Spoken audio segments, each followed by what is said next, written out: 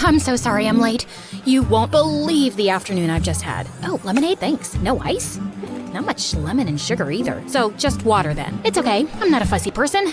Anyway, yeah, my mother had one of her breakups, and she was crying, and I was trying to be a nice, supportive daughter. Mom, your stupid boyfriend stole my favorite jacket. I know it's him. He's always had his eye on it, and if I ever find him wearing it, I'll strangle him with it. By the time I was done comforting her, I missed the bus. Then I dashed to the subway station and barely managed to squeeze into a jam-packed train. And then this couple started baby talking in my face. The guy was all like, "Aw, my baby broke a nail. I'm gonna kiss that boo-boo away." And the girl was like, "Oh, Schmoopy, I love you so much." Oh, God. How can anyone with an ounce of self-respect talk like that? Then they started kissing, literally in my ear. I mean, the girl was leaning against me for support, and I could see the guy had spinach stuck in his teeth. Ugh, I just couldn't take it anymore, okay? I shouted at them to get a room, and then everyone around me started booing me for harassing two people in love. Someone even threw a tomato at me. This is why I hate romantic love, and how ridiculous it makes people. Actually, wait, don't start thinking I'm some love-hating, bitter person just yet. Hi, I'm Fiona, and before I explain myself, please like and subscribe. I grew up with a single mom and my half-sister Mila, who's 5 years older than me. The two are like peas in a pod. Basically, both of them aren't acting their respective ages. And me? Well, the only thing I have in common with them is that we all like chocolate, which is nothing remarkable given that 86% of the world's population likes chocolate. No, I didn't check this on Google, but you get my point, right? Mom had Mila at 18, and then 5 years later, she had me with another loser, who I kind of feel lucky not knowing, because I've seen the guy's mom pics, and it's not pretty. Like once when I was 7, Mom brought home this guy who claimed to be, wait for it, a prince from a far-off land. Even then, I could tell he was just a con man with a fake accent. And look, he came bearing royal gifts. This belt for Mom because her back hurts a lot, a makeup set for Mila, who was 12 at the time, and a watch for me. Trust me, this is the original condition. So, which country are you from? Pajamistan. My people wear pajamas day and night, and everyone's comfortable and happy. And where is this place? Can you show me on this map? See that tiny island next to Pakistan? That one. You're pointing to Africa, dude. Pakistan's in Asia. It recently shifted to Africa. Your map's old. That doesn't make any sense. Your mama doesn't make any sense.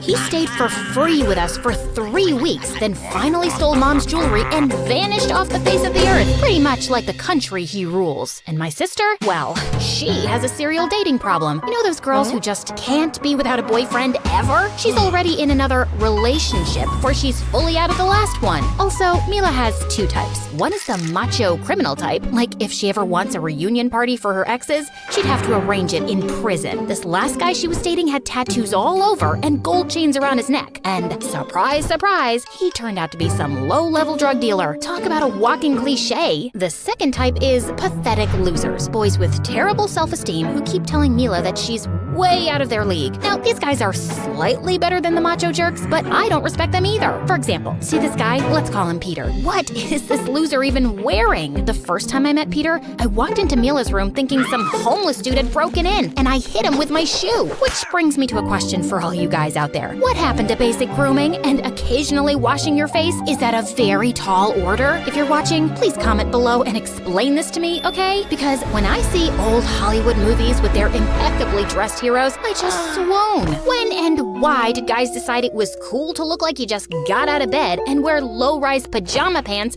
that introduced me to your butt crack on the first date? I haven't even fully observed your eye color yet, and I had to see that?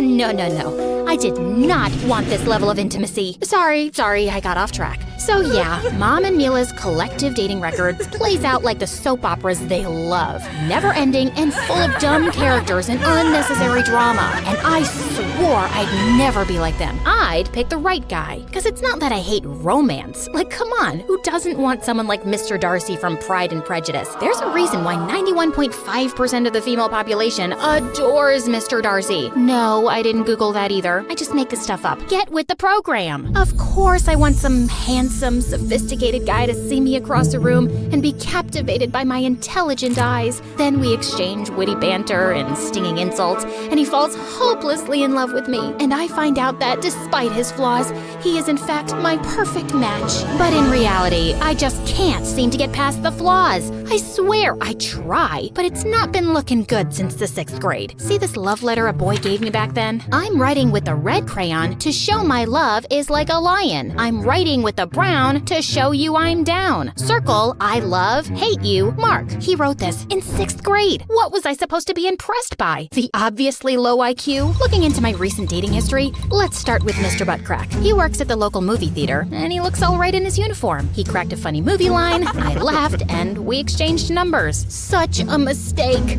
Sup, girl? Sup, girl? No, hello, nice to see you. I'll pull out your chair? Nah. Why even bother using proper words, girl? He chewed like a cow, told me he had no plans to go to college because he already had a job, and said he was gonna live rent-free with his parents forever. Sounds sweet, right? Oh, you see that dork with the broken glasses? I gave him a wedgie yesterday.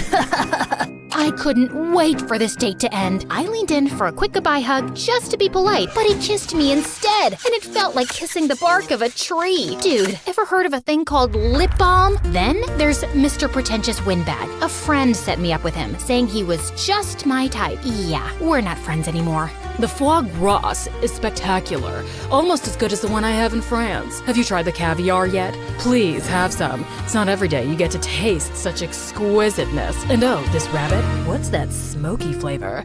I'm getting hints of oak and maple. Nobody cares, dude. Just shut up and let me eat. I tried ending this evening with a hug too, but he leaned in for a kiss and just pause for a sec. See how moist his lips are? Like they're too moist. What does he use on them? French butter? Ugh, okay, you can continue now.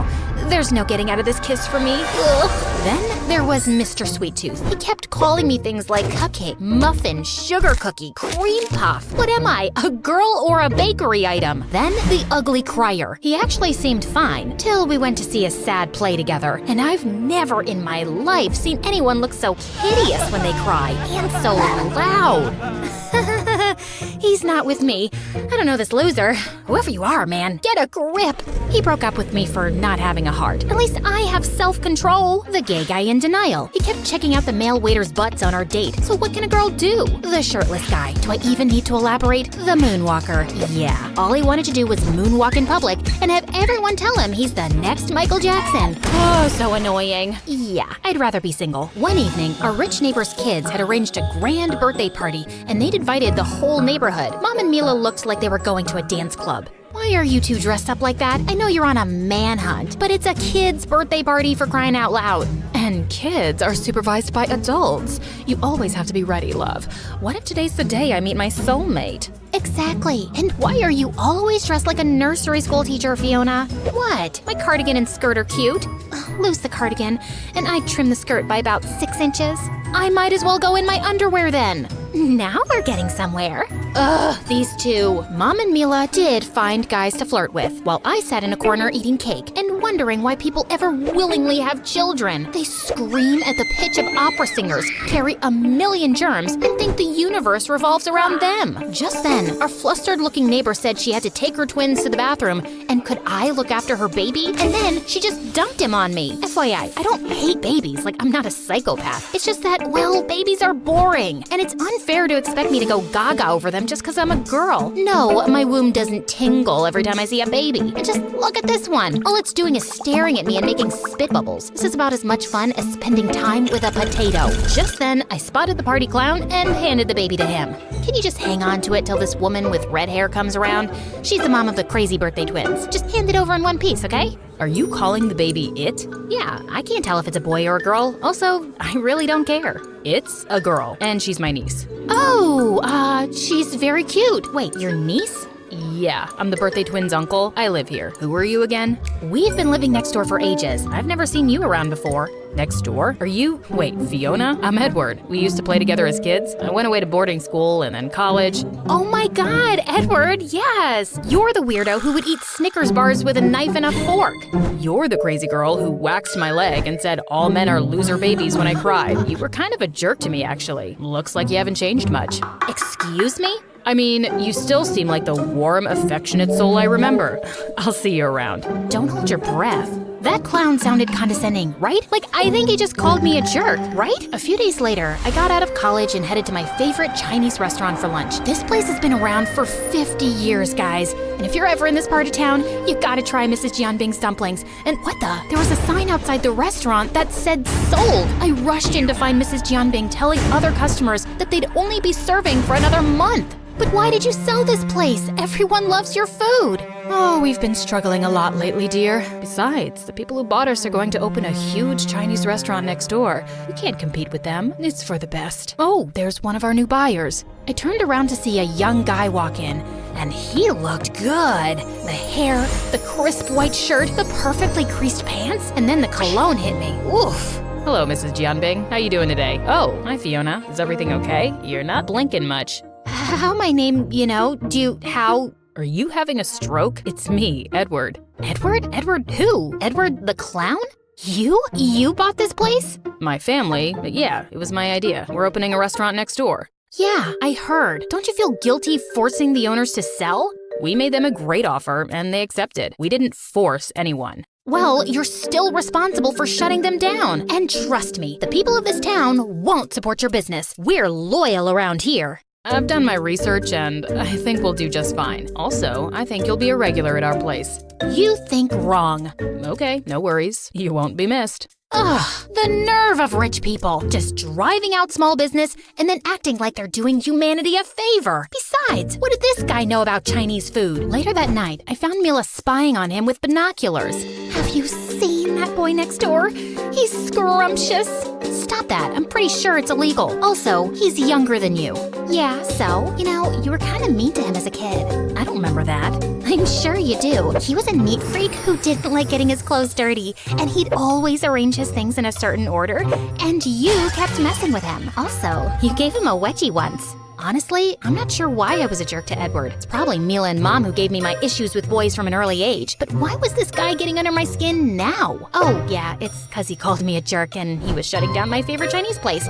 I had to keep hating him, and I seemed to bump into him way more than I would have liked. I was going over to Mrs. Jianbing's every day now, and Edward was always overseeing the construction next door. But he also frequently visited the coffee shop where I worked as a waitress. What shall I have today? Yeah, take your time. I've got nothing to do. Let's see. Okay, never mind. I'll just have my usual. I don't have your usual memorized. I literally order the same thing every day. And you thought I put it down in my diary?